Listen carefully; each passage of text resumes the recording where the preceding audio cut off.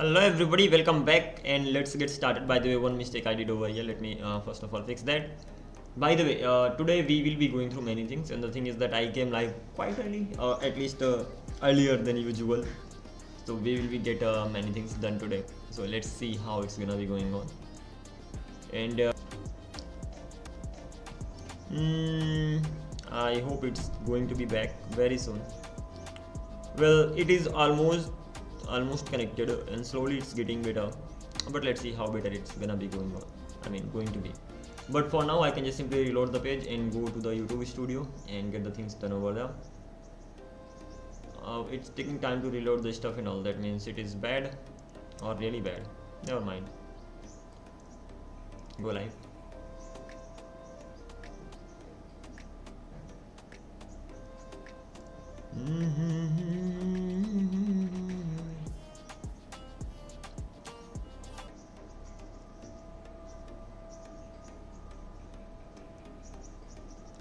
Usually it becomes fine, like it gets better. Today it's not getting better, that's another case.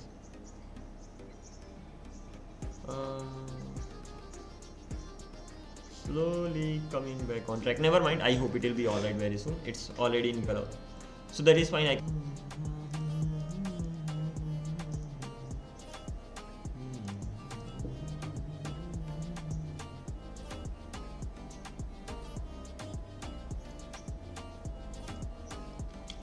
Never mind, it's actually bad, can't really do anything. I can just simply go ahead with this one, the current live that is actually going on right now. By the way, good morning to all of you. Sorry for the setup. Things keep happening, network is the issue right now, so can't really do anything with that. Let me auto stop. And apart from this particular thing, barrier is gonna be on over here. Started. The same thing I need to do on my laptop. And then both of them are gonna be connected, as simple as that. So both of them are on right now. They are connected. I can just close this right now from here, and things seem to be fine. By the way, I've been 4 minutes or something. Let me even let the chats be on for now. If it's needed, I will be turning it off. For now it's gonna be on. It's just gonna be like that. Quality is poor. I hope I can fix it. But if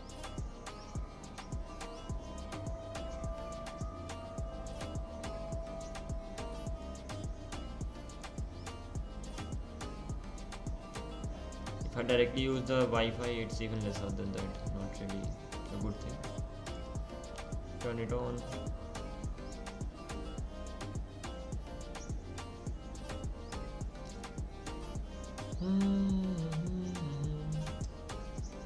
It doesn't seem to be increasing, so that means it will just keep going on like this only. Can't really do anything, never mind. Let me turn the chats off too. For now at least I can do that, because of course the live quality is actually bad, so I don't really expect anybody to be here. So let me turn it off and simply continue from here on. So what are we gonna be doing today? It's gonna be pretty simple. First of all, I need to plan the things, because there are many things to just manage at the same time, so it's better to just simply plan them and then simply go ahead.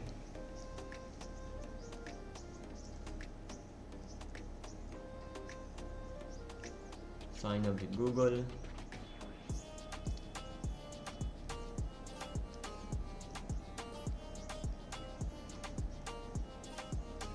One more thing, I wanted to wear my sweater right now because it's too cold right here. It's been fixed right now. Crazy. Your list is empty, really? Okay, here we are. Code models, authentication and all. Let's go through code explanation and all, and try to go through the things.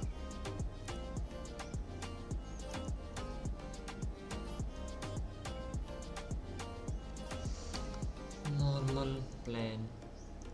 Not even needed this thing.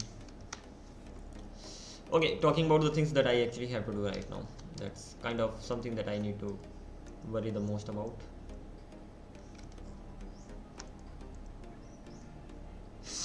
Alrighty, so the first thing is going to be what?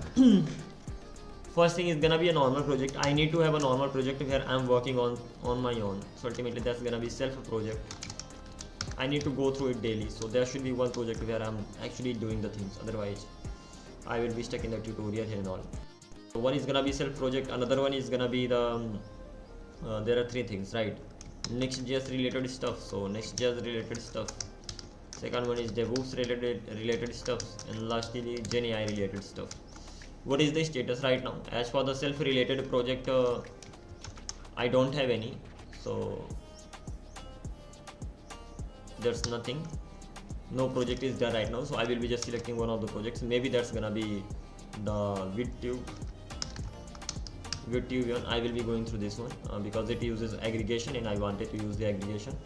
Second one is the Next.js project. Next.js in the sense I have to learn about better auth, right? So in Next.js I was learning about better auth. That simply means regarding that I will be watching a YouTube video, so I will be building a project. There is a project on that, so I will be building that from YouTube. So this is the plan. As for the DevOps section, over there I wanted to learn about the deployment. Let's make it like this. I wanted to learn about deployment in this case. Deployment. But the thing is that I got stuck with the deployment. Then I started working on a project called Paytm.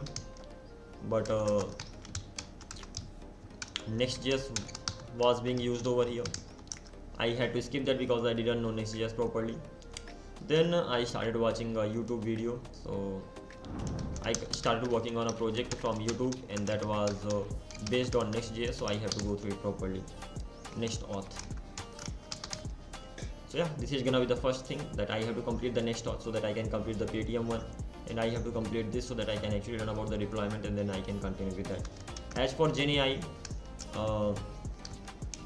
I'm mainly learning about LLM models and all, so that's easy peasy. Like over here mainly I have to focus on LLM models, and not even that. Like currently I'm focusing on Fast API, and I have to focus on agents. Again, Fast API is not kind of, this is optional, but something that I like because I already know about the things, how they work and all. Once you know the same thing in one language, learning that in another language becomes easy. So agents are gonna be here. This is gonna be the primary focus on, and a Fast API is gonna be the secondary thing. It's gonna be like that. But yeah, it's not like I will not be learning them on a daily basis. So this is the overall plan, and right now what time is it? It's 8:40. So ultimately from 9 to 9, 12 hours. But not only that, I have to skip many things. So kind of they are gonna be taking minimum 2 hours, max 3 hours. So this is the first thing I have. This is gonna be the first thing. Come on here, I should be able to write it today well. This is the first thing. This is the second thing. This is the third thing. Come on, really?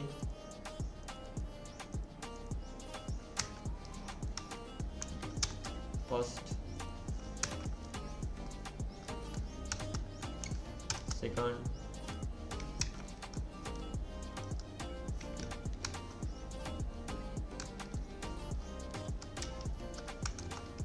I'm unable to type properly because I'm wearing gloves, and this is gonna be the fourth one.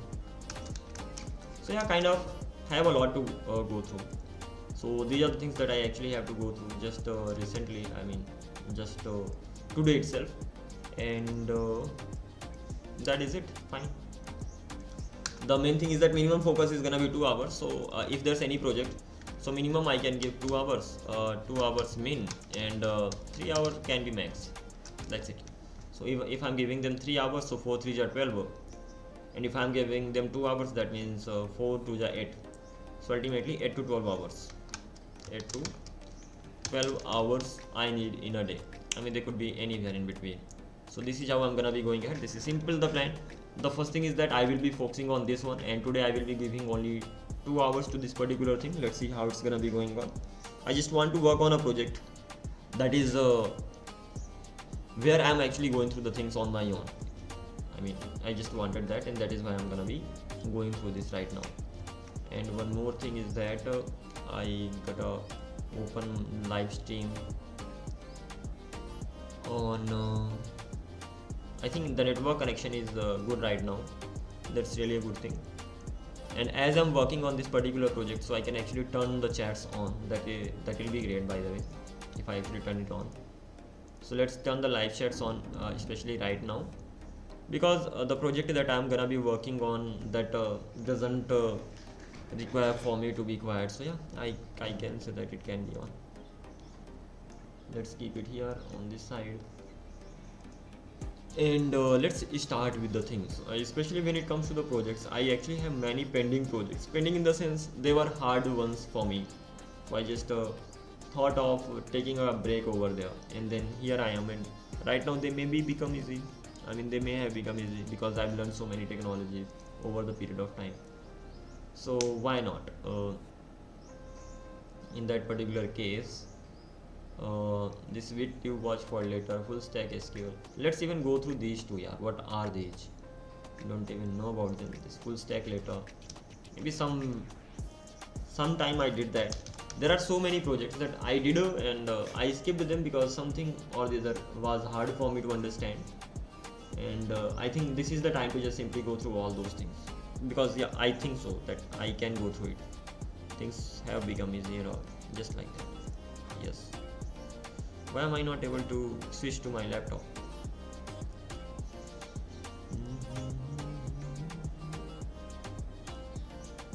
Reload it. Are you still unable to do that? Okay, it's been stopped. Don't know why, but never mind. Let's reload it again. And right now I should be able to just close this. And I need to buy a new dongle for the Wi-Fi. It is a 2.5 gigahertz. I have to buy a 5 gigahertz ones. Never mind. Come on, yeah, it's getting stopped over and over. Not able to operate my laptop properly right now. It is mainly because of the Wi-Fi connection, that is for sure, but it should not be like that. Never mind, let's continue. It will be fixed automatically. So this is one of the projects. Again, what am I using? JS. Again, a full stack later. And later in the sense I would be doing it later. Excuse me for that. So there are many things that I actually left. Fast API I am learning, yeah, that's fine.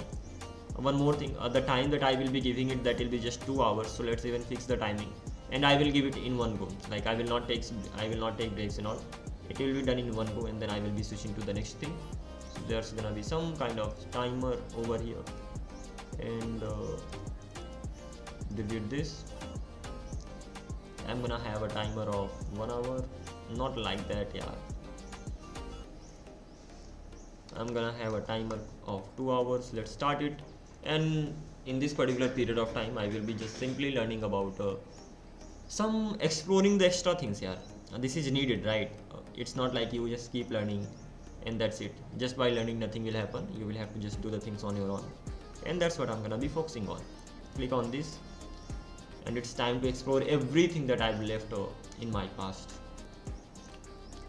And that was first of all this full stack later. Let's change the name. It's just going to be full stack right now, because of course I'm gonna be working on it.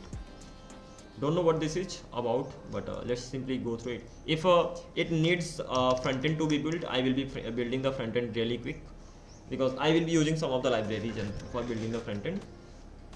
But why is that not open yet?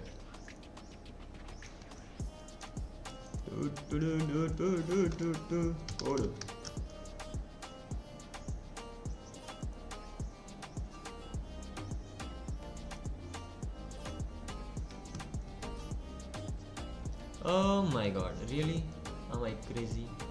Question is that this is the I wanna just open. I wanna open it with Visual Studio Code, and it turns out that I'm unable to open that. I mean, isn't it insane? Yeah, it is. Let's try one more time.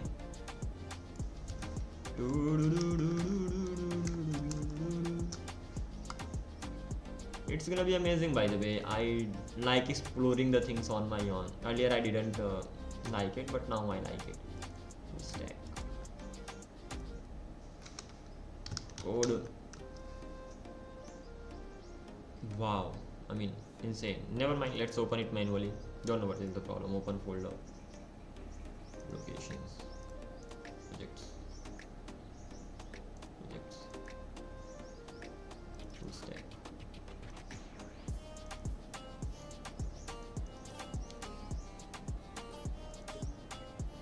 Do you want to save the changes you made to full stack? Save it, yeah, don't worry. Yeah, finally. Yes, I trust the author. And let's see what have I actually done over here, and what is this about. Controllers, user controller.js. Okay, there was a time I was learning the things about authentication and all. So first of all, inside this I'm using bcrypt, JWT, node mailer for sending the emails and all, crypto user find and all. Get data, validate, check if user already exists, create a user in database, create a verification token, save token in the database. Verification token, crazy, save token in the database, send the token to the email you just sent. Seriously, these things were difficult once upon a time. So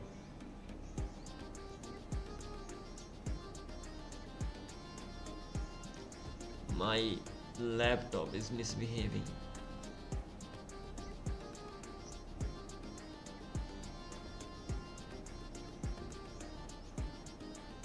Okay, let's reload the page.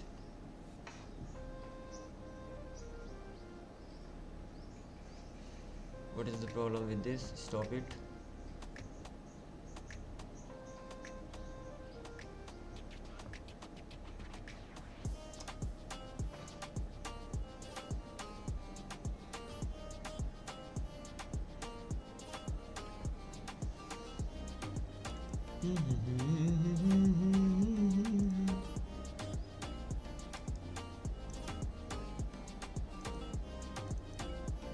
One 192.6.8.2 I'm unable to connect mainly because this is 129.126 and 129.126. I should be able to connect.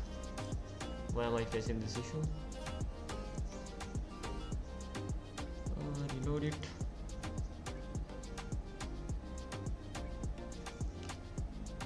Mm-hmm.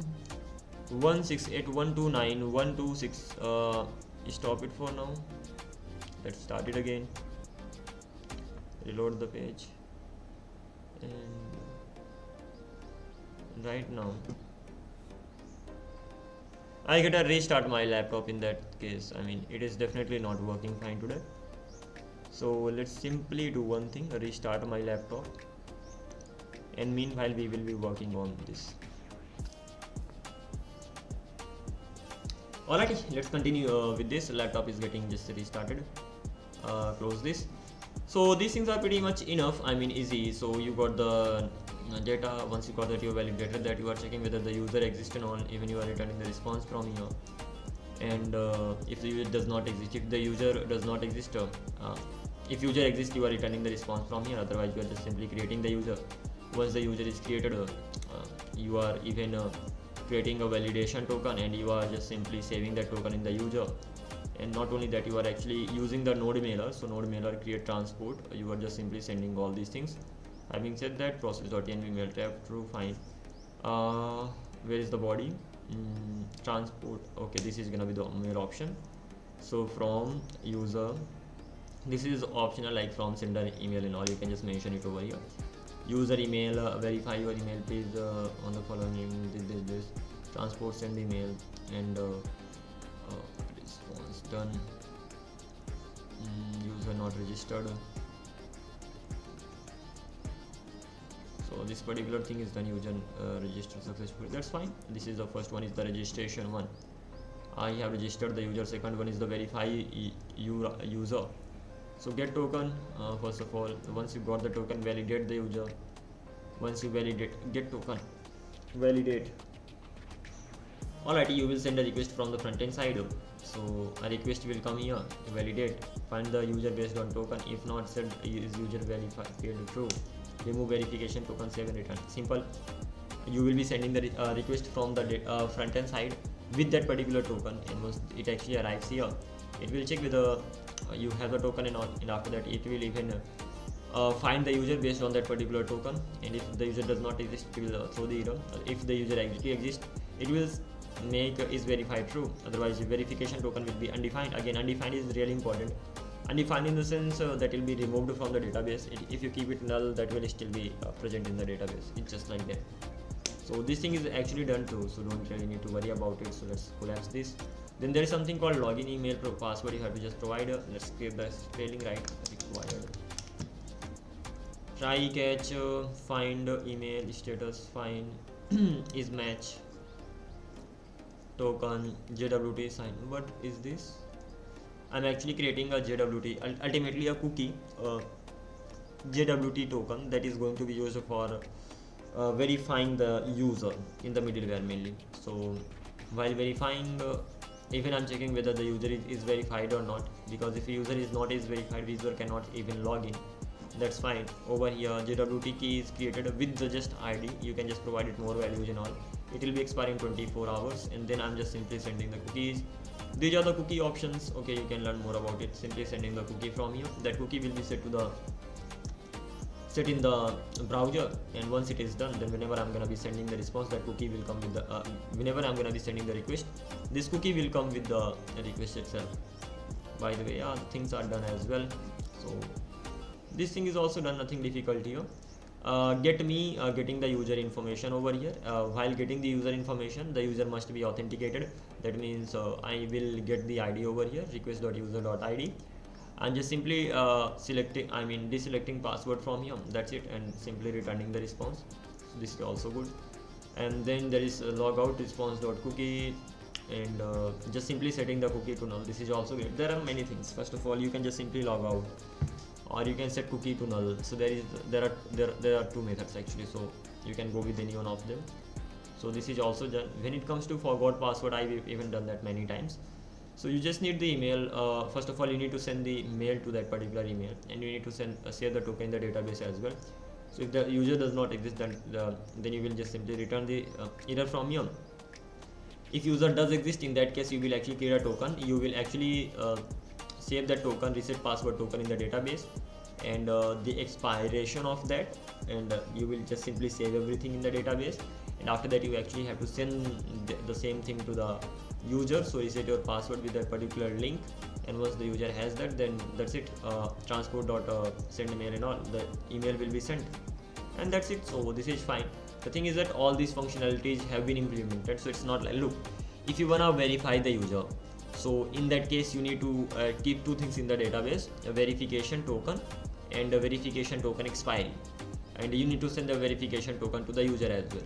If you wanna forgot the password, so you need to have two things in your database: reset password token and reset password token expiry. And again, you need to send the reset password token to the user as well, so that user can make a request. Then there is something called reset password. So I will get the token over here from the parameters. So I got the token. Once I got both of them, first of all I will check the passwords, and after that I'm simply checking whether the reset password exists and whether the expiry time is greater than the current time or not. And then this is how it gets done. I'm simply making them undefined and simply returning from here. Turns out there hasn't been anything hard. I mean, things, the basic things are there, so I'm not worried about it. So I can even delete it, because right now I understand this stuff that is there. So if needed, I can even remove it. By the way, inside this I have created a middleware. Is logged in middleware. It is simply getting the token. Once it got the token, it simply checks whether the token exists or not. If the token does exist, in that case I'm just simply verifying with the same JWT. Once I've verified, then again JavaScript being used here, so don't worry even about the type. You can directly say the decoded token. Again, decoded, it just only has the ID of the user. So if you are just simply assigning the value like this, that means it will automatically get the ID. Decoded in the sense what? Decoded in the sense this is just an object. Decoded is an object that actually has the ID of the user. So just like that, ID1. So it will be like request.user.id is gonna be equals to 1. So it is just assigned like this. So never mind. And then I'm just simply forwarding from here on. So this is also done. When it comes to models, so name, email, password, role, admin user, depends on whether you wanna have them or not, is verified. Default, fine, verification token, and that's what I was saying, that verification token, one thing is missing: verification expiry. Let's even have that. I don't think it's been tested, because there needs to be verification expiry. So verification token expiry needs to be here, so that I have that too. So verification token expiry, just like this, and type is gonna be date over here. I don't think I ever tested this particular backend, because if I had tested, I would have definitely got the error, but even a verification token expiry wasn't here, so forget about other things. Let's even check whether this verification token expiry is actually being used in the user controller. It will only be used whenever I'm verifying the user. So let's even check this particular thing.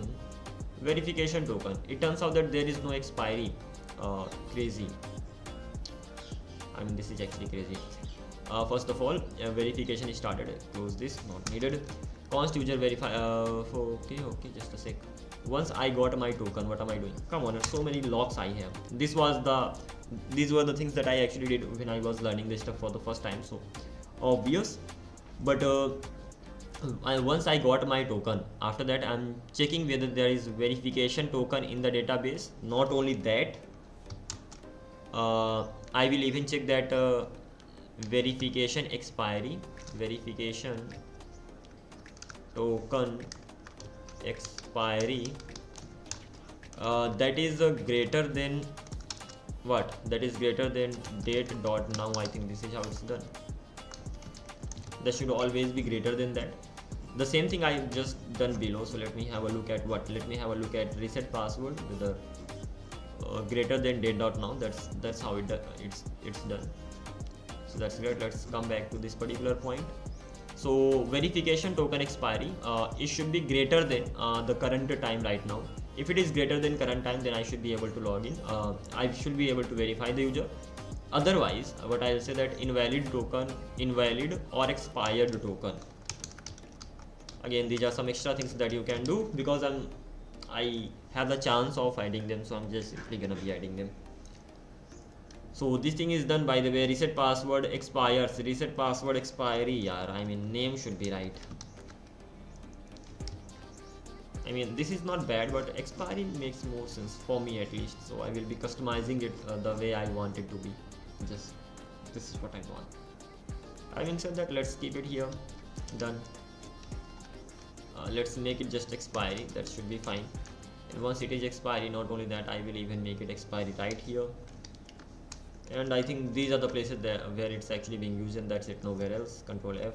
I have just 2 of them over here. Done. And that is it. When it comes to routes, you have the simple routes. You have register routes, verification token route. You will be getting the token, login route, me route. Again, you are checking whether the user is logged in or not. And then that is it, nothing else. Utilities. In the utilities, you have database connection related stuff. In case if procedure does not exist.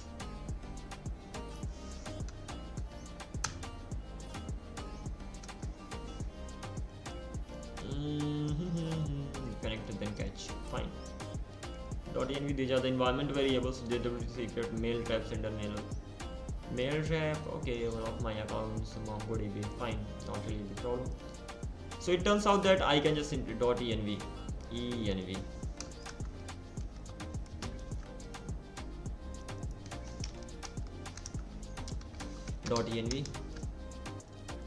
Okay, so ultimately I'm importing all the routes from here. This is all about the common ones. 3000 did this. Okay, fine. And then I'm using course over here, accepting everything, post request, content authorization, and express JSON in URL encoded to cookie parser, cookie parser. Okay, fine, for getting the cookies values. Okay, this is what I learned from these people. DB connector. Easy. I'm done with this. I mean, it's easy one, so I can just simply continue from here. So let's do one thing. Though there was a time it was difficult, but right now it is nothing. So let's simply delete it from here. Second is FullStack SQL. What is here?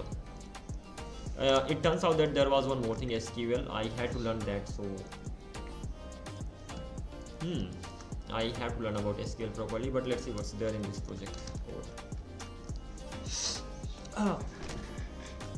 We'll explore the code thoroughly, and after that only we will switch to the next one. Don't worry about that. Turns out we are using Prisma over here. Wow. I am quite familiar with Prisma right now. Okay, so what am I doing over here? I have controllers, auth.conf. Okay, let's have a look at the controller. So first of all, I'm simply getting my Prisma client, the JWT, node mailer and all. And once I got that register user, and after that checking whether it is exist or not. await Prisma find unique where the email exists, just like this. So find unique where the email exists. I will finding that. After that I'm hashing the things and all, and I'm just simply creating right now data. I'm even transporting it, mail options, verify, done. Things are easy peasy, not really worried about it. Verify, what am I doing? The same thing. I'm simply verifying the user. Okay, the same thing is being repeated in SQL login user, and there could be some more things that can be done. Having said that, this is easy, so I will not be doing a lot of things here. Okay, turns out that I can actually remove this particular project as well. I mean, the same things are being repeated in them, right? So let's delete them. Amazing. What is this?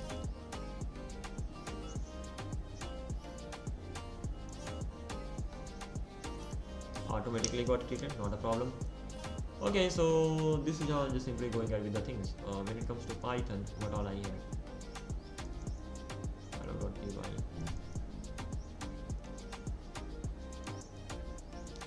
What is this all about?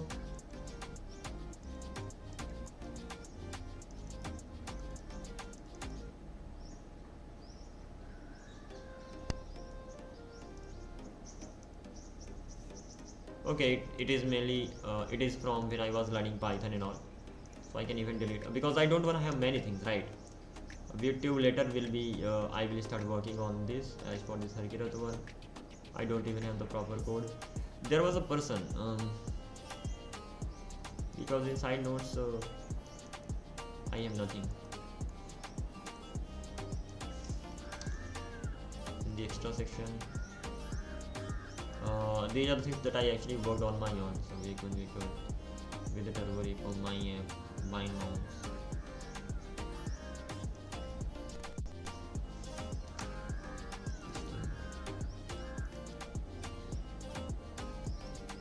Testing bind mounts. What is this all about?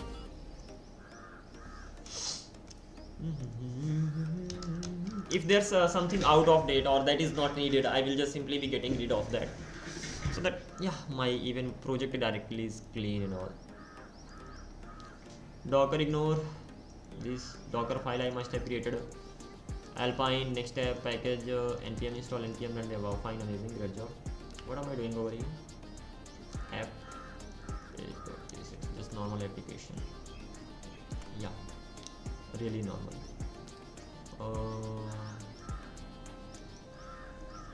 Even this is simple, easy peasy. So what is the issue with this? There's nothing in it that I can actually learn from, so let's delete it. Bind, just a sec. Bind mounts, what does that mean? Something bind mounts.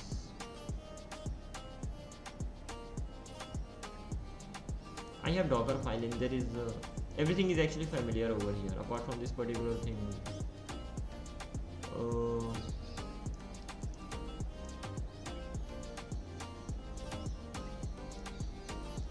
Docker ignore, fine.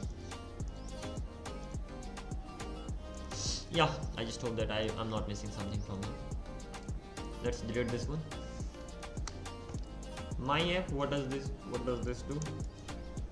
I mean, so many things I created. I need to keep in one thing in mind, that once I started working on something and if that got over, I'm just gonna be deleting that unless that is a good project that I need to keep in my project section. Prisma I'm using over here, and source index.ts. This is crazy. These types of projects I have in my project directory. Testing bounds.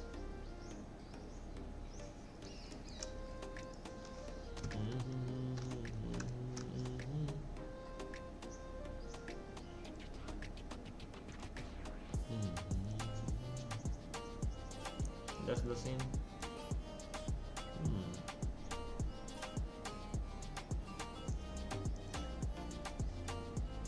Fine. Let me open it directly so that I can have a look at everything. Week 11. What am I doing here? Oh no. Angular. Oh no. Like this particular thing. This is also one of the things I can just simply go through. Not needed right now, so I will not be worrying about it much. But yeah, one of the things I can go with the Angular. Just source Next.js public modules. Okay, fine. And my first work there. These things can be created easily, not really a big problem. I tried to use Prisma over there, and I think I was using Accelerate if I'm not wrong. And then I encountered the error. So with Accelerate, yeah, I had to face the issues with this, and then I stopped. Nothing on that. Let's get rid of this extra code.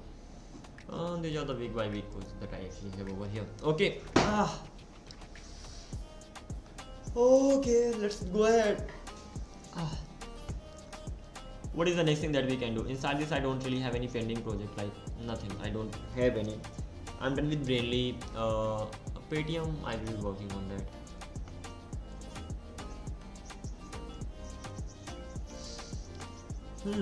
Authentication.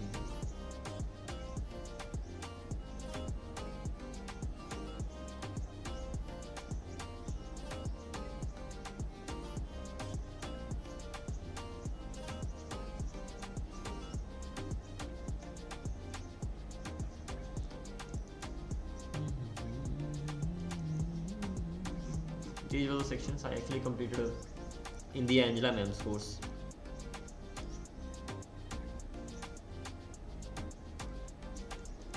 Tinder.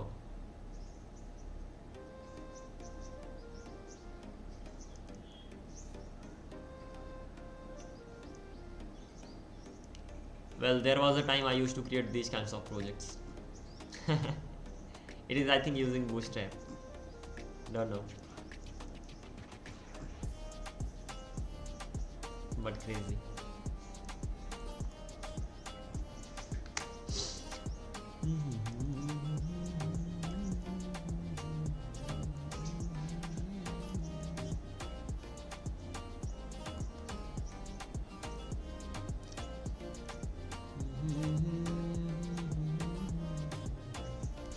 What did she make us work?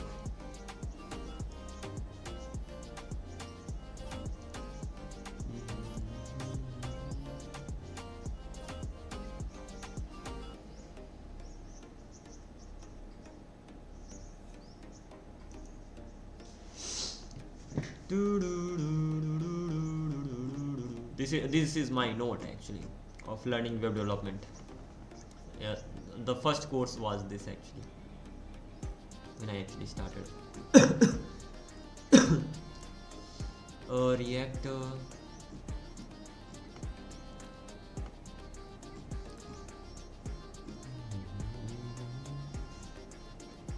Basic portfolio, blog, website, to do application, weather, movie,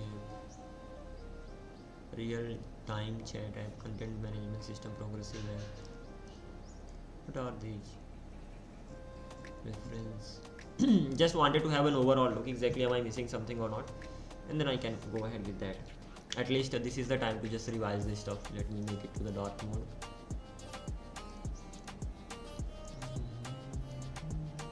I'll be giving 2 hours daily to complete the previous covered things. So all the things that I actually covered previously, that I didn't cover because of some reasons, because that felt difficult or something.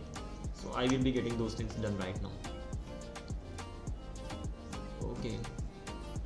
Modern front-end React Netflix. React front-end, building the apps, ICP. Okay, the thing is that over here I started learning things about blockchain and it was difficult for me, so I stopped it. It was kind of, I got stuck with the issue and then I couldn't resolve that, so I had to just simply drop it over there. So this Web3 thing actually started in this particular section. I never completed this. That is still yet to be done. Someday I will try. But then I learned about React.js and all. Let's close this. Why do I have this? React not needed. Body not needed. These things are crazy. Like, I used to just have these things in my notes. Can you believe it? I used to have these shortcuts like, okay, this is how you can create the React app. I didn't know anything. And so everything exactly, this is how you can select it, this is how you can delete that, blah blah. So This is how I used to make my notes when I was learning. And right now, okay, this is easy, not really big deal. Continue with the code syntax. What am I doing over here? React DOM render. Render h1 document root, fine. H1 is gonna be create element h1. Okay, this is how they are just simply telling that either you can go with this one.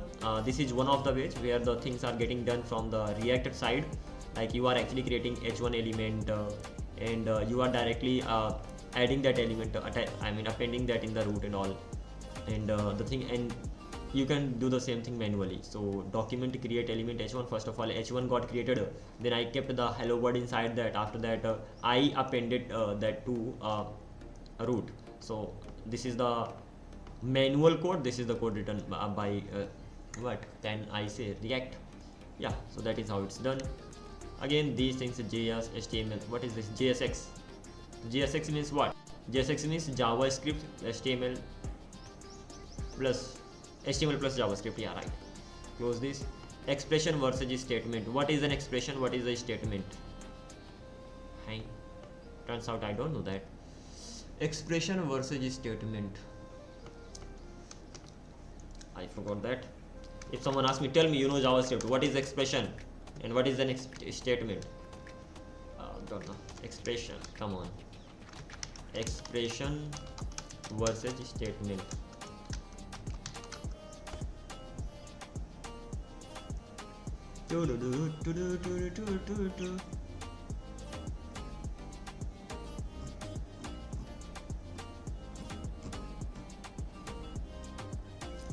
Okay, so few years ago I was teaching web development at a local coding boot camp, and a student asked me this question: what's the difference between a statement and an expression in JavaScript?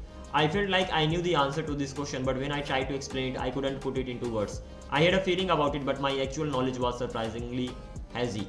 There's nothing more humbling than teaching. Students have a knack of identifying the fuzzy spots in our understanding. I've since come to realize that this question is supremely important, and it is a load-bearing concrete pillar that will help support ton of JavaScript knowledge. This is especially true for React developers. Most of those JSX rules you've had to memorize and always forget to follow are the result of this statement and expression duality. In this blog post, I'm going to share some of the epiphanies I've had about distinction and how we can use this information in our day-to-day work. Great job. Continue. Intended audience. This tutorial assumes that you are comfortable with basic JavaScript syntax, but is otherwise written to be beginner friendly. Towards the end of the tutorial, we look at some React implementations, and this section requires some React experience. You are not a React dev, feel free to skip this section, hopefully whatever. Okay, expression. At its core, an expression is a bit of JavaScript code that produces a value. Okay. One produces one. Hello produces hello. This is happy produces this. Fine. 1 2 3 pop produces 3. That's fine. Expression can contain expressions.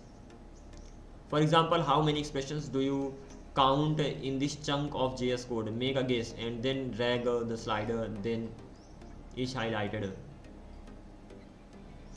Expressions can contain expressions.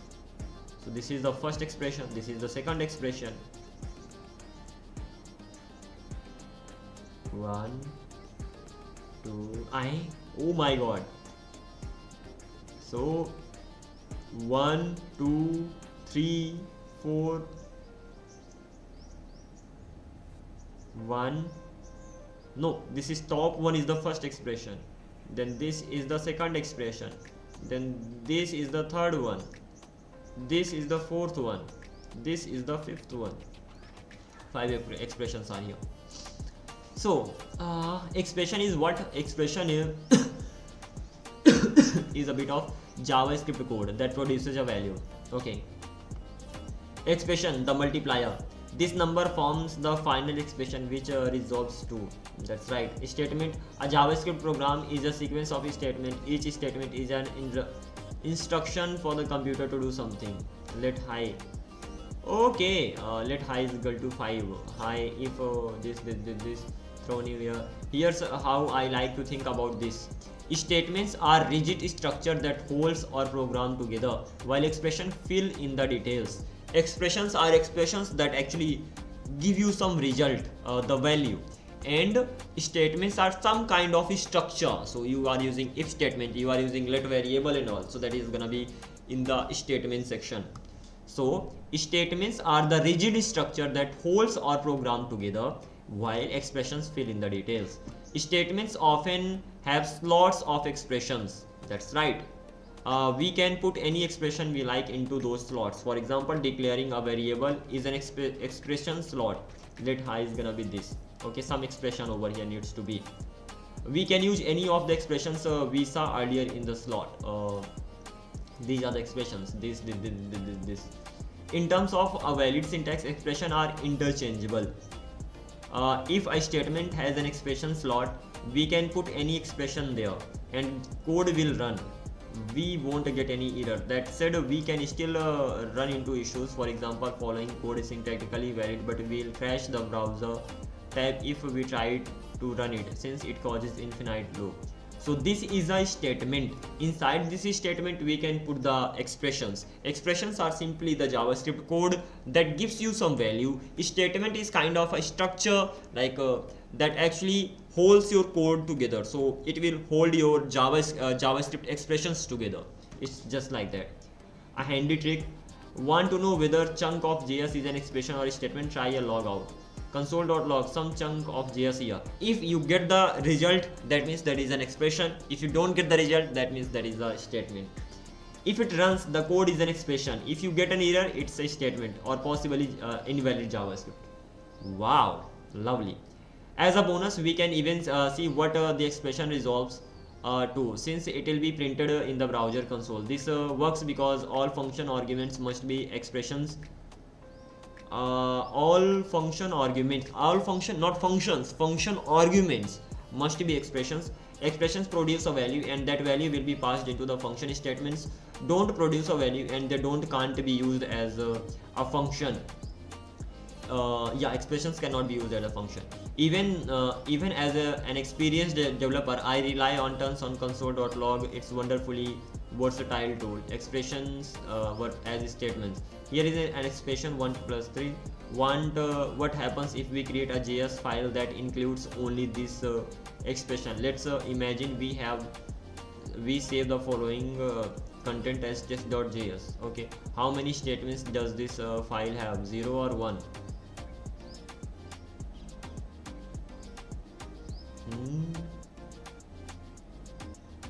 Here's the deal. Expressions can't exist on their own. They are always part of the statement. So in this case we have a statement that looks like this: expression slot. The statement is essentially, what the hell? This scared me seriously. It came suddenly out of the screen and I thought, what appeared suddenly? I'll kill you, mister. Hi friend, I hope I didn't startle you. Can you tell me about my news? अरे क्या बताऊँ newsletter को, डरा दिया था मुझे. Okay. Sorry for this, but I thought you might like to know about the newsletter.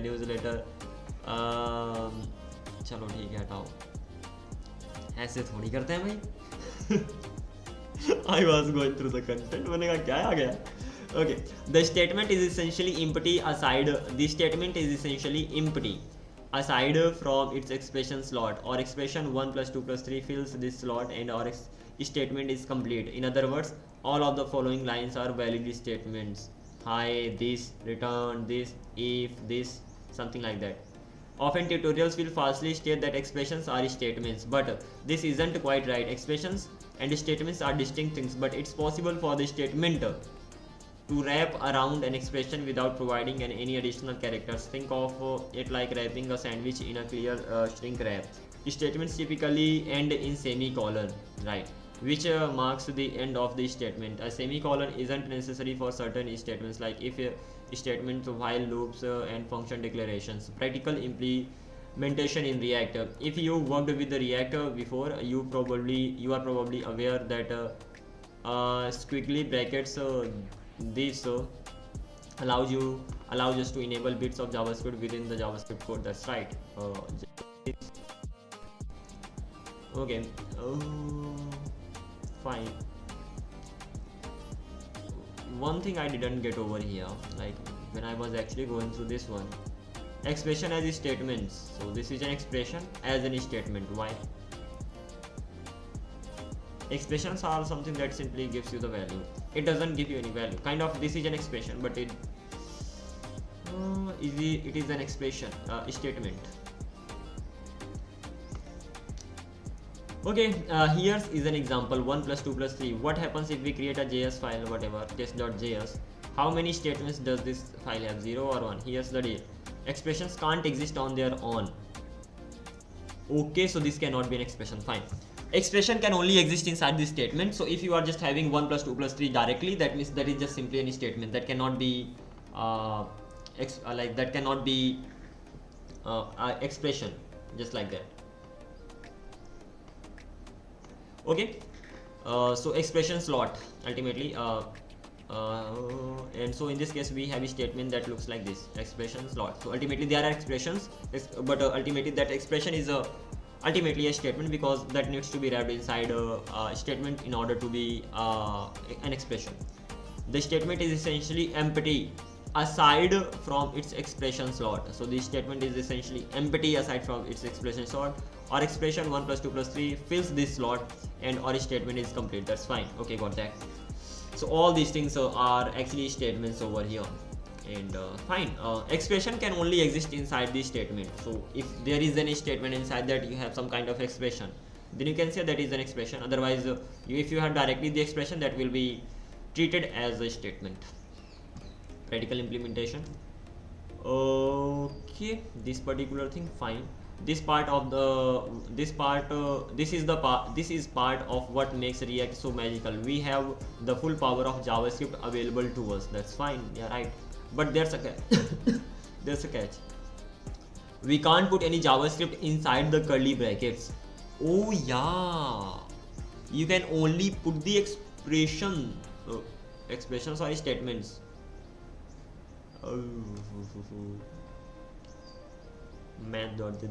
This I think this is called expression. We can only put expression. Specifically, we can include expressions, not statements. That's fine. We cannot use any if statement over there. The squiggly brackets essentially create an expression slot within our JSX. So these brackets, they simply say that okay, inside me you can put any expression. You cannot put any statement. Statement means while loop, for loop, if statement, any particular block, code of block, block of code, code of block. So yeah, that's amazing. But there's a catch. We can't put any JavaScript inside the curly brackets. Specifically, we can only include expressions, not statements. The squiggly brackets essentially create an expression slot within our JSX. If we try to embed a statement here, like if else statement, we will get an error, that is for sure. So inside this you cannot really have if else statement. Having said that, you can have a ternary operator, but ternary operator does return some value, so that is gonna be counted as an expression. This blows up because the statement don't produce a value, only expressions produce a value. If we want to embed if else logic in our JSX, we need to use ternary operator expression. So inside this we can use this ternary operator, and this ternary operator does return the value. This might seem like a weird JSX React limitation, but it's actually JavaScript limitation. I think we often blame React for seemingly arbitrary rules, like how components must return a single top level element. Yeah, in React we need to do that, but more often than not, React is just warning us about JavaScript limitations. That is right, it is built on top of JavaScript. Understanding the difference between statement and expression is an important first step towards identifying, demystifying a whole category of React warning and bugs. We also need to learn about how JSX compiles into JavaScript. JSX compiles into JavaScript. Okay, and how React reconciliation and render cycle works. But alas, those topics are beyond the scope of this particular blog. Incidentally, I just released a comprehensive React course, the course I wish existed when I was learning React. It's called Joy of React. It will help you build a robust, rock solid. Really?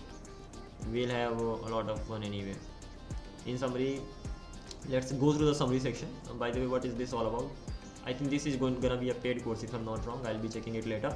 A JavaScript program consists of sequence of statements. A JavaScript program consists of a sequence of statements. Each statement is an instruction to do something like create a variable, run if else condition, or start a loop. Expressions produce a value, and though these values are slotted into statements like Super Nintendo cartridge that changes what this, I don't know. Expressions are always part of a statement, and even if that statement is otherwise empty.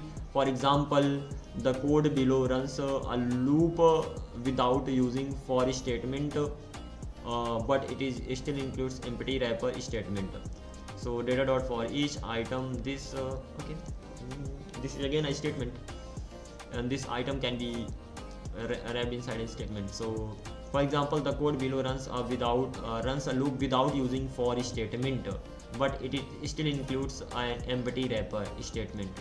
So yeah, the first this is returning item is gonna be the statement, and this whole thing is gonna be the item is gonna be expression. The whole thing is gonna be statement. It can take a while for this distinction to become intuitive, but hopefully this blog. Okay, then great. Let's go through this. What is this all about? Joy of React. We need to enroll. That means we need to pay. Quite good website here. I like this one. I mean, anyway, the way this person has built the website. Ah, wow! Cling. I can turn it off and on. Can you believe it? I like it. I like it the most. Let's turn the lights off. It's night time, bro. Let's turn the lights off. It's incredibly amazing. Great job. I will be using something like this. I will be even like bookmarking this particular website. React is hard. So let's be real. Learning React is hard. अरे इतना भी hard नहीं है भाई. माना hard है लेकिन उतना भी नहीं. The truth is that React is joy to use. Okay, now he's saying that React is joy to use. Fine.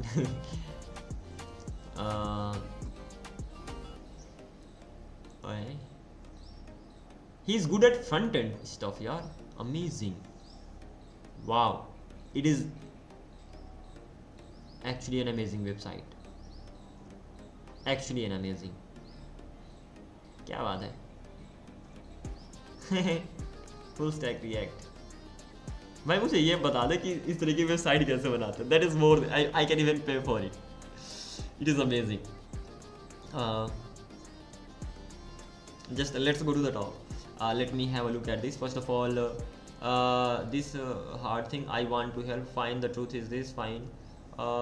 Trusted by these developers. Fine. And the curriculum is React fundamentals, working with state, React hooks, component API design. Fine. Happy practices, full stack React, capstone projects. What are the word game, toast player, playground, interactive MDX based blog, and trading.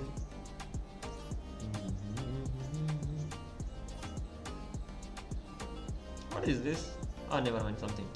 Bonus features, layout animation with motion. Layout animation. Oh.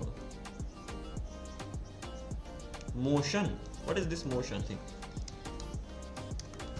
I know about Notion, but what is this motion? Motion AI powered super app for work. Okay. Get an unfair advantage by using AI, double productivity. What will this do for me?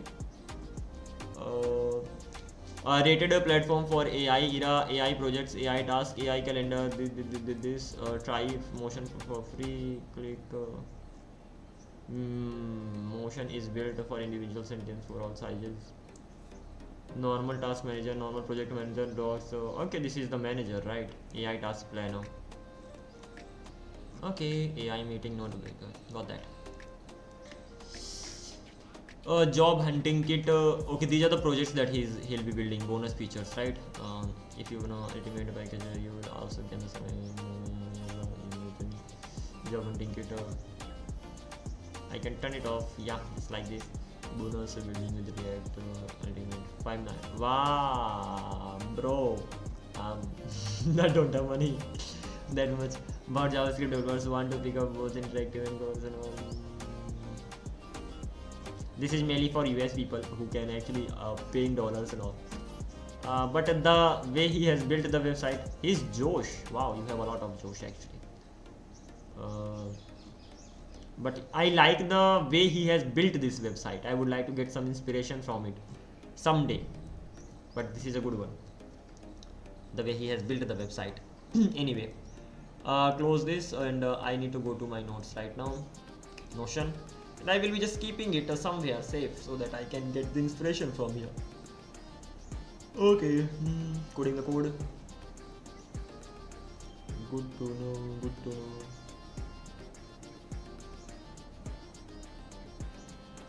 Why am I not able to just even? Is there nothing?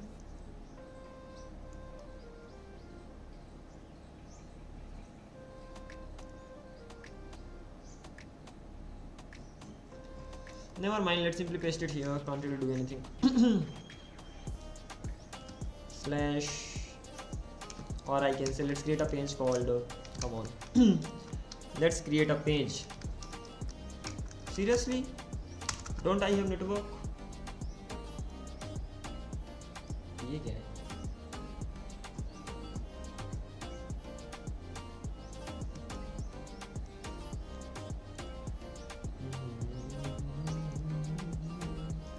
Network connectivity is great. What is the problem with this? Slash page. I'm gonna be having some extra stuff over here, or I can say inspiration. Inspiration, or where I say tion/web. Paste this. Done. Already, this particular stitch is also here. So many things are here. I mean, things are getting scattered, but never mind. What is this? List of media methodologies here or not.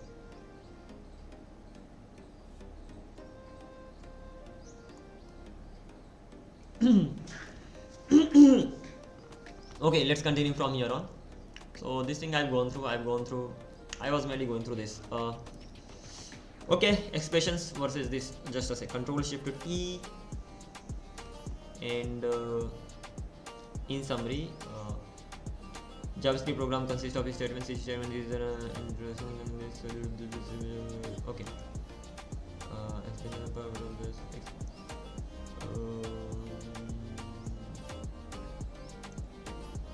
Copy this whole thing from here and come back here, and I'm gonna be having this particular thing over here so that it is just easily understandable and all.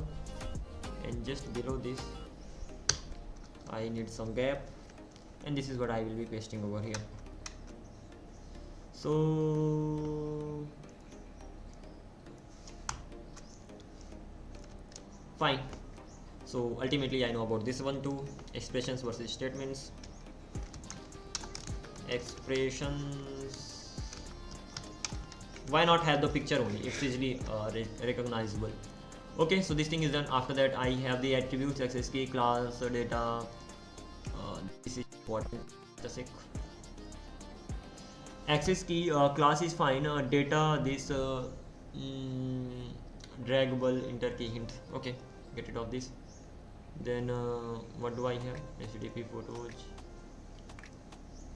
Oh, these are the basic things, don't need this. Inline style for React element,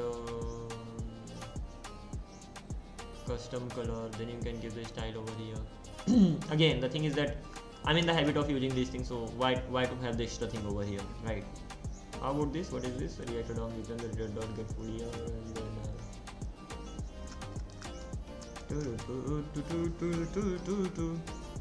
CSS properties,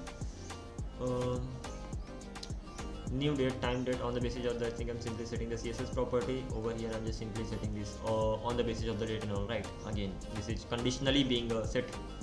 Fine. How about this?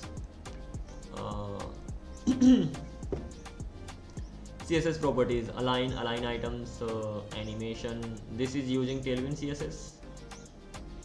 Not Tailwind CSS actually. CSS, these are the CSS properties. Click on this, and this is how it's being used. Okay, fine.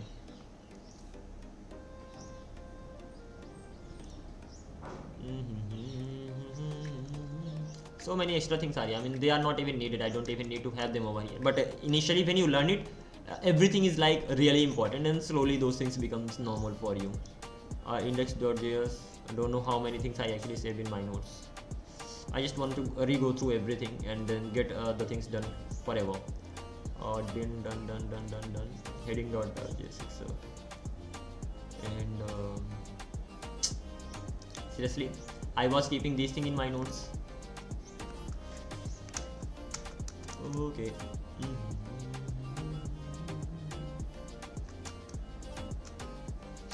Empty. Okay. Math.js, what am I doing over here? First of all, getting this, and what is this happening? Math.js file I have, and then double pi, okay, triple pi. I'm just simply returning from here, and then I'm just simply using them over here inside the list. The thing is that this is a function. I can call the function. I can call the functions, and this is not the best way to do this, because the function will, okay, you can do that. The function will automatically be called because the function actually returns a value. So inside this you can call it, because inside these curly braces you can only have the expressions, and because the function that I have that does return the value, so I'm just getting the name over here, and because of that thing that can be used over here. Interesting. npm run dev, and let's get rid of this much, not really need. Okay, just a sec.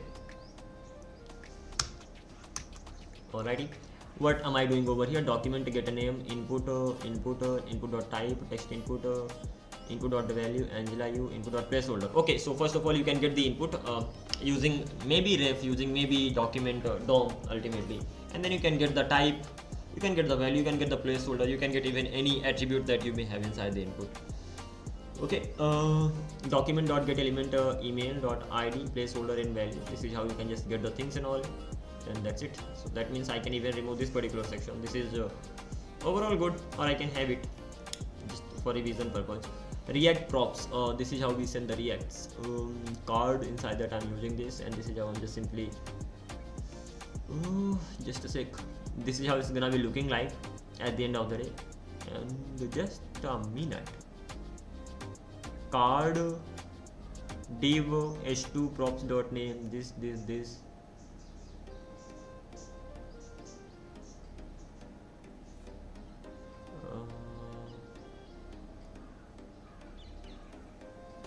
so it's okay.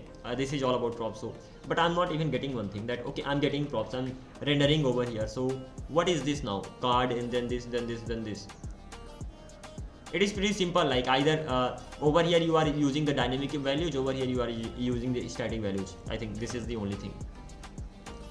And HTML attributes not needed. Let's delete this as well. Card props, and then this render my contacts.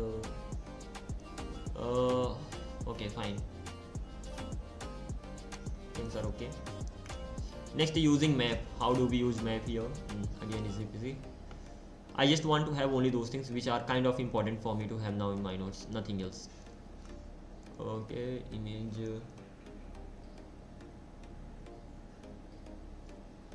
contact.js.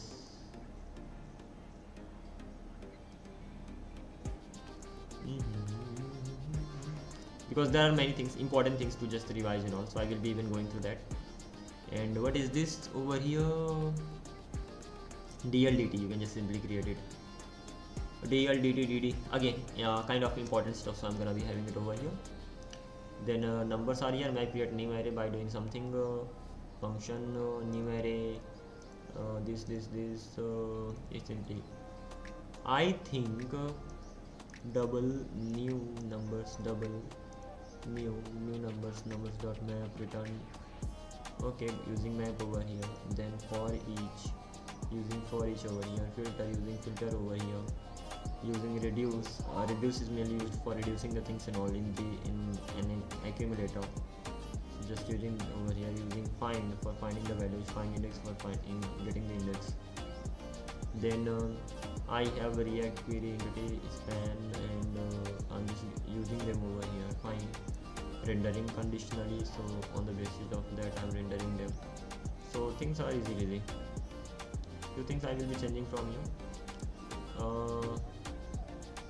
Find index is here, then find is here, then reduce is here, reduce is also fine, then filter is here, and that's it. Let's get rid of which. Ternary operator not needed. Import is logged in, hello, just for rendering the things conditionally. End in JS. Okay, expression and expression. So there are gonna be two expressions. First expression is gonna be boolean, second expression is gonna be the actual value. So expression and expression, if this then this, condition and expression. So this, yeah, that's right. As for this state thing, I'm not gonna be having it over here. UI is gonna be F state. What does this mean?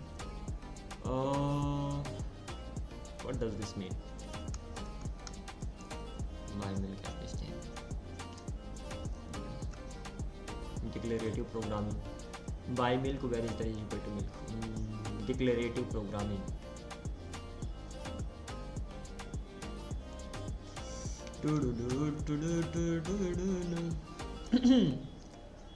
Is done. Okay, line through. Imperative programming.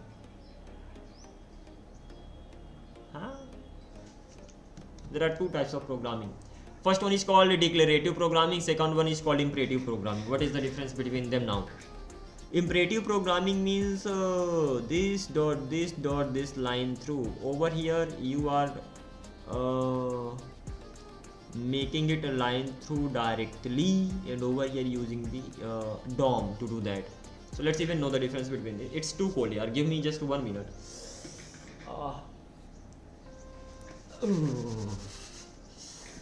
Let me heat my hand, heat up my hands. I'll be right back.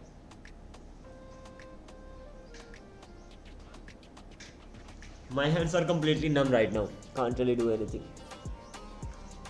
But cold is cold. I had to just do that. Anyhow, let's continue. It's too much, yeah.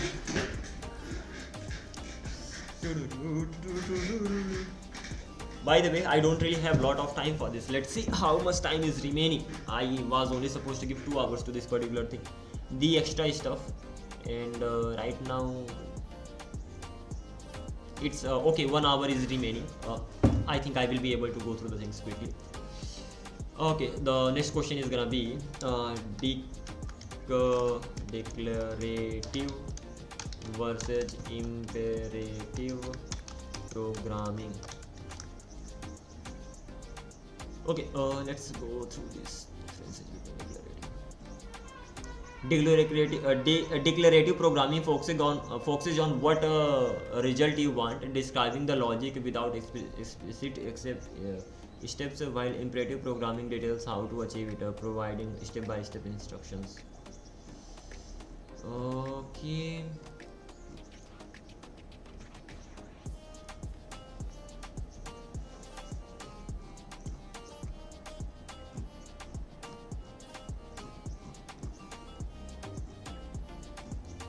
Oh, so much. If I start going through it, it will take a lot of time. It will actually take a lot of time.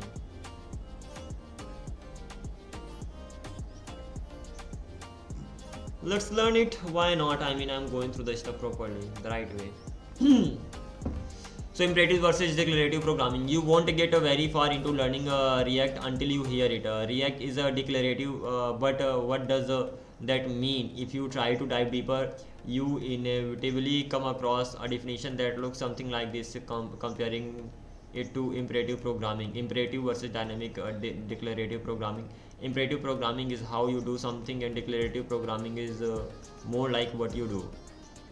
Okay, that definition makes perfect sense once you actually know the difference between imperative and declarative programming, but you don't, which is why you are here. It's like trying to answer what come first, the chicken or the egg, except everyone seems to think the chicken did, but you don't even like eggs and you are confused. Combine this frustration with the bastardization of the actual word of declarative to basically just to mean good, and all of a sudden your imposter syndrome is tap dancing on your confidence, and you realize you don't even like programming that much.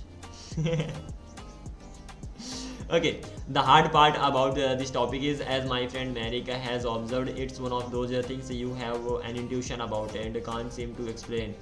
Vibe driven development, if you will. So now, after years of teaching this topic, I found that a most effective way to explain this seems to be with a combination of metaphors and code samples. First, let's go back to the initial definition we made fun of: imperative versus dynamic programming. Imperative programming is how you do something, and declarative programming is more like what you do, how you do, what you do.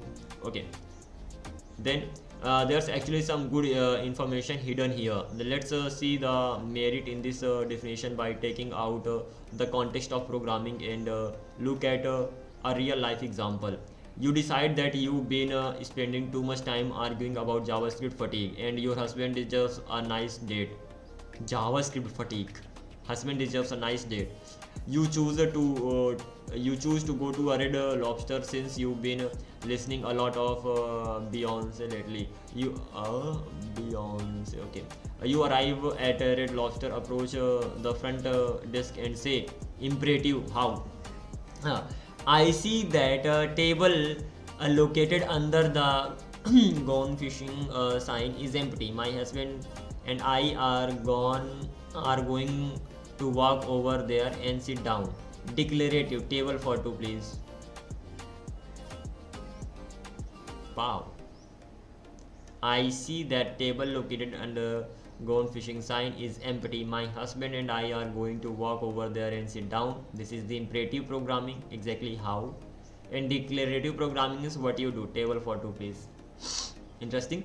The imperative approach is concerned with how you are actually going to get a seat. You need to list out the steps to be able to show how you are going to get a table. The declarative approach is more concerned with what you want and table for two. Okay, let's try another metaphor. I'm going to ask you a question. I want you to think of both an imperative and response and declarative response. I'm right next to Walmart. How do I get to your house from here? Imperative: go out of the north exit parking lot and take a left. Get on 1 to 15 going north until you get the 12th street exit. Take right off the exit like you are going to IKEA. Go straight and take a right at the first light. Continue through the next light, then take your next left. My house is this. Declarative: my address is 129 Western this. Imperative will tell you the process, and declarative will tell you exactly the what it is. Regardless of how I get to your house, what really matters is the car I drive. Am I going to drive an imperative stick shift car or declarative automatic car? Enough metaphors. Before we dive into the code, it's important to realize that many declarative approaches have some sort of imperative abstraction layer. Look at our example. The declarative response to Red Lobster employee table for two, please, is assuming that the Red Lobster employee knows all of the imperative steps to get us to the table. Yeah, knowing the address assumes you have sort of GPS that knows the imperative steps of how to get to your house. An automatic car has some same sort of abstraction layer over shifting gears. Now we are going to attempt to take the leap from metaphorical happy land to real world code land to make jump more gracefully. Let's look at some programming languages that are inherently declarative versus those which are more imperative by nature. So imperative by nature: C, C++, Java. Declarative: HTML and SQL. Yeah, HTML and SQL, both. JavaScript did this. Think about your typical SQL or HTML code. Select everything from this. Yeah, declarative. Article header this. Declarative. By glancing at both examples, you have a clear understanding of what is going on. They they are both declarative. They are concerned with what you want to be done rather than how you want to do it. You are describing what you are trying to achieve without instructing how to do it. The implementation of selecting all of the users who live in Mexico has been abstracted from you. You are not concerned with how the web browser is parsing and your article element and displaying it to the screen. Fine. Your what? Just a sec. Okay, so your what Mexican users or new header or paragraph on your website. So far so good. So good. Let's dive into more some practical JavaScript examples. Now here are 3 interview type questions. We are going to answer them imperatively as if we are focused on how. 1.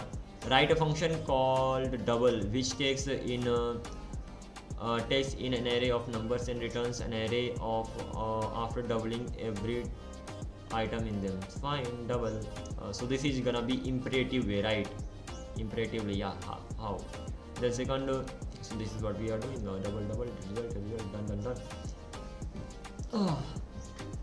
Write a function called add that takes an array of returns a result of adding some of them. Fine, this is even done. Third one, using a jQuery or vanilla JavaScript, add a click event handler to the element which has ID of button. When clicked, toggle add or remove the highlight class, as well changes the text add highlight and remove highlight depending on this. Okay, got that.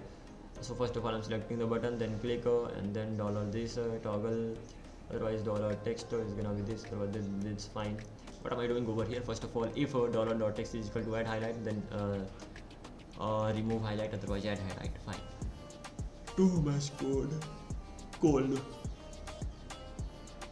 By examining what all these 3 imperative examples have in common, we'll be able to better identify what actually makes them imperative. The most obvious commonality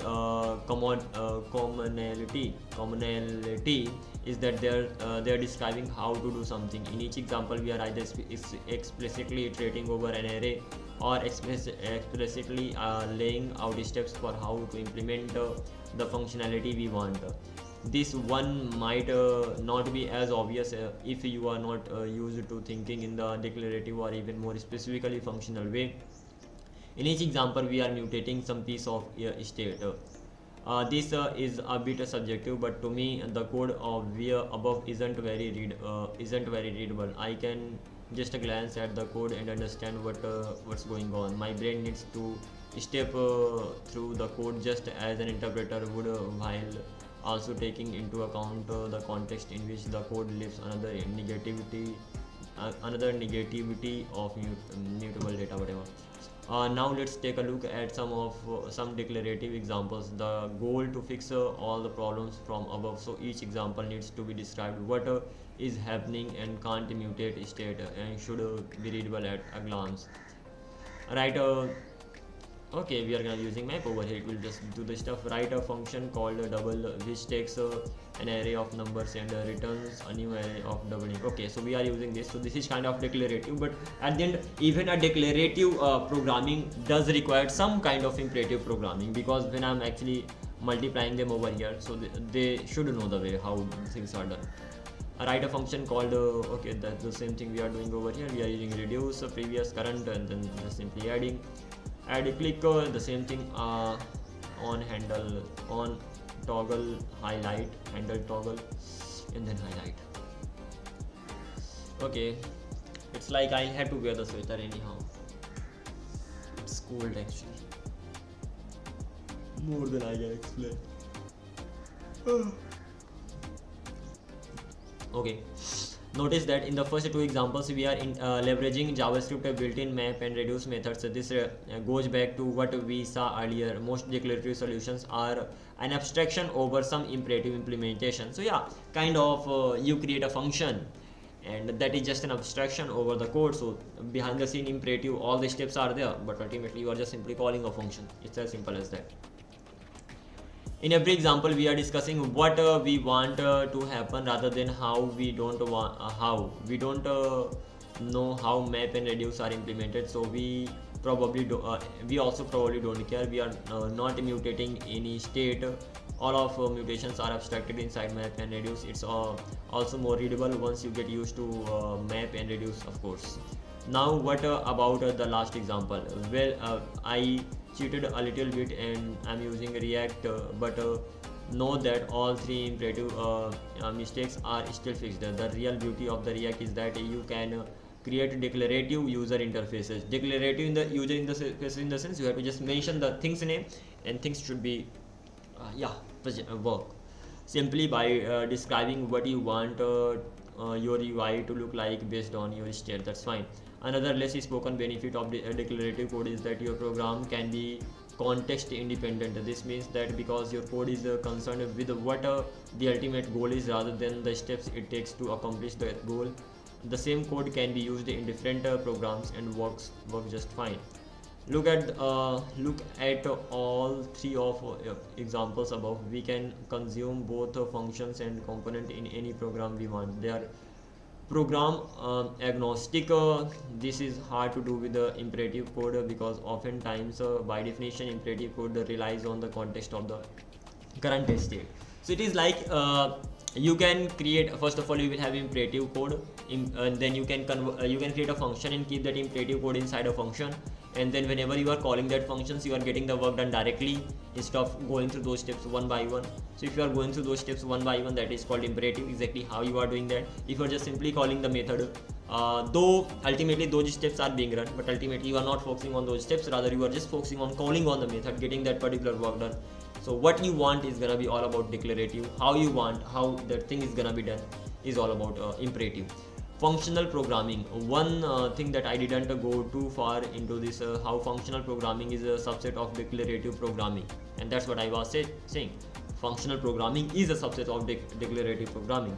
If you haven't already, I highly recommend getting more familiar with functional programming techniques in JavaScript. Start with map, reduce, filter, and work way from there. Odds are there isn't a lower hanging fruit.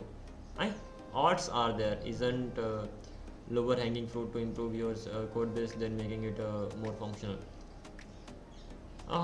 What does this mean? Odds are there, THR. Odds are there isn't a lower hanging fruit to improve your code base than making it more functional. Before we end, here are some definitions that I found from around the web regarding imperative versus dynamic declarative programming may be helpful. First of all, I learned about what I learned?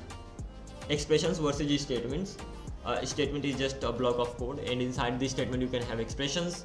And then I learned about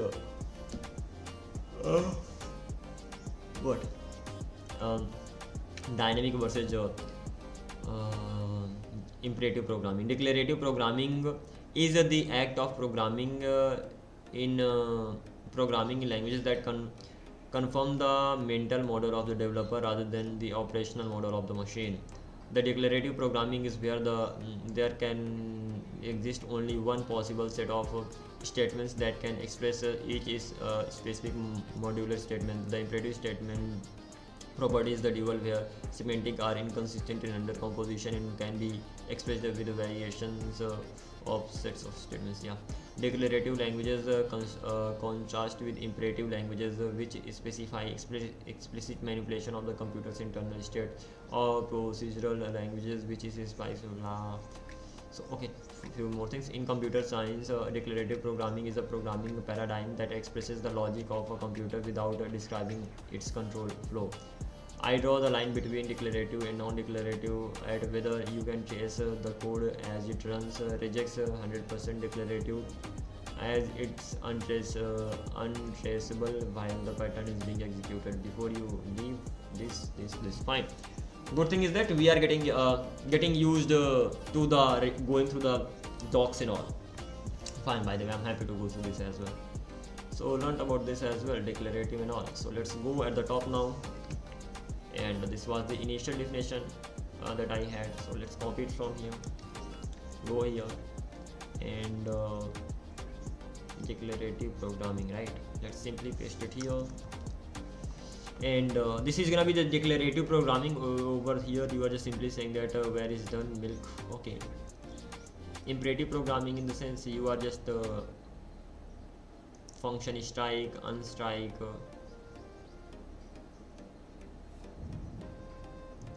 where is done false, is done true.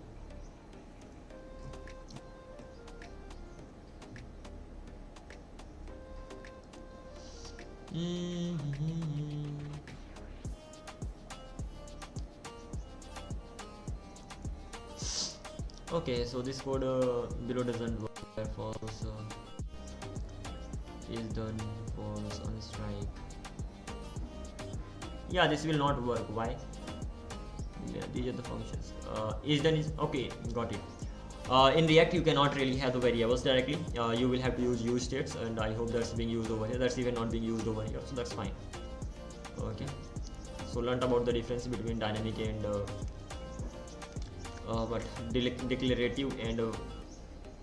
declarative and imperative programming. As for this one, I am not really gonna have it over here. Close this. Close this. I mean, this is even not needed. Fine with this as well.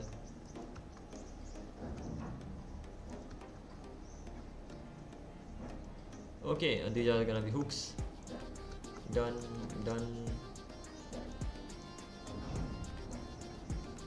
New state, and then what am I doing over here? Function increase, decrease. I'm just simply increasing and decreasing the values. Fine. Let's continue. App set time, getting the. Let me delete this much and have a look at this code. What am I doing here? App now is gonna be equals to new date local string. Okay, first of all I got that, and then I'm simply setting it over here, and whenever I click on this update time, at that time the time simply gets updated, so I get the new date, and then I'm just simply setting that. That's fine, easy. Okay, destructuring arrays and objects. So destructuring them, what does this mean? Destructuring arrays. Yeah, this is how we can destructure the object arrays. Name cat, name. This thing is done. Cat. Then food, water. So inside cat there is name, there is sound, there is feeding requirements, and inside that feeding requirements there are two things. That's fine, really important. And then the feeding requirements that I actually got. So from cat I can get the feeding requirements, and I can get the food and all. That's fine, happy. So this thing is important. Let's have it over here. Let's not remove it from here. For this one I can remove it. And the structure of the hooks. Structure of the hooks. Use state, data, animals. This is the data that I have. Then okay, this is how hooks actually work behind the scene. So what is happening over here? First of all, I have animals. These are the animals. Then I have something called use animals. I give that to the particular data. Then it simply returns what? It returns me the array. Inside that I have the animal.name, and it actually gives me a function as well. So it returns me two things. It returns me a value, ultimately state, and it returns me a function that actually sets that, as simple as that. And that is it. This is how it's done. So kind of overall structure exactly how it works. So whenever you give this use animal, suppose this is the use state, you just give it the initial value, and then it gives you two things. It gives you a state, it gives you a function. Ultimately, if this is a function, it returns two things. It returns an array. That array returns two things. That array returns the state as well as the function to set. As simple as that. Use animals, cat, make sound and all. This is done. And then destructuring it, destructuring model. This is the one that I have. Destructuring does play a major role. So this is how I can just first of all destructure them. Just after that I have destructured them. Then I can destructure the Honda. Then I have colors popularity, and I have speed, and under speed I have top speed is gonna be this. So under speed I have top speed, and I'm gonna be getting the value of the top speed. And not only that, Honda top color. Come on, yaar, my hands are numb. Honda top color, Honda colors popularity. This. Fine. So what I'm saying that I wanna get the colors by popularity. So colors by popularity, and I just wanna get the first one. So Honda top color. So ultimately I will be getting the top color over here as well. again this is needed, kind of important, the way you destructure the things in JavaScript. Then changing the color, what am I doing over here? Mouse over, then this, and this is kind of fine, I'm not worried about this. Quite easy example, get rid of this one. Form on change event, hello, this is actually fine, not really worried about this as well. Ultimately easy peasy examples, I will be removing them from here. Form set name, heading tester, and default, prevent default. The thing is that once you learn it initially for the first time, things it seem to be hard, and that is why I had mentioned all these things. I never left it, I just copied and pasted the code when I was learning React, and now then slowly things become easy for you, and then you know how the things work and all. What is this all about? Class versus hook. Okay, earlier we had something like classes, and right now we are using hooks over here. So in classes we had React components return hello, and over here we are just simply returning it like this. That's fine, I mean, yeah. And similarly this is one of the examples, like when the classes were being used, so there used to be a constructor super this.count and all. This is how the classes used to work, this is how the hook is working right now. You should just have the knowledge, okay, there was a time when hook did not exist in React, rather we have some kinds of classes, how it works and all. I mean, it's okay, not even that much hard to understand. First of all, this is the class that you have, right? First of all, you have the hook here, and inside this you have the class. And what you are saying that, first of all, you have a constructor. What is happening inside the constructor? Inside the constructor, you are using super. Super will call the parent method, and then this dot state is gonna be 0. So you are even giving the state value over here. We are saying that initial value is gonna be 0, and this dot increase is gonna be this dot increase dot bind on this. So ultimately, you are even setting a method over here. Kind of, yeah, just like that. And increase method is already here, so this dot set, it will just simply set the state count, and it will be increased by 1. So it's not like it is the hardest thing to understand, but you don't even need to understand, you just know that okay, it does exist, because it's never gonna be used now anymore. I think it can be used when it comes to error handling. At that time we do use it actually. Error boundary related stuff, at that time class is still being used, if I'm not wrong. So if it is actually being used, in that case I will like to create it today. For the first time I'm gonna be doing it.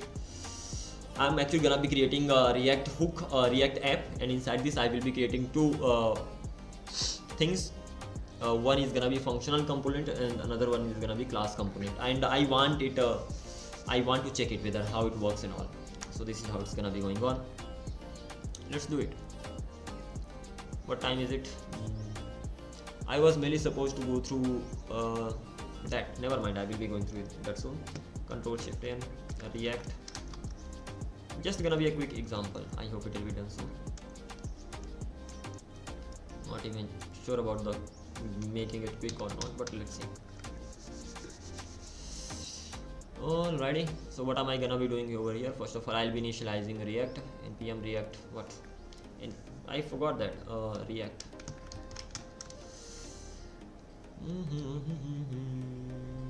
Come on, yaar, my hands are numb, completely numb. I wish. What time is it? Like, it's been 1 hour and 42 minutes, that means I can stay here for how long? 30 minutes more. So let's do one thing. I'll be coming back. What time is it right now? 10 o'clock around. I'll be coming back after 20 minutes or something. First of all, I'm gonna just get, bask some heat and all, something like that, and then after that I'll be coming back, and then I'll just do this thing as an example. Like, I will be using functional component as well as the class component, and let's see how it's gonna be going on. I at least have to do it once in my life, so why not today? So I'm gonna be catching up soon. Take care and see you soon.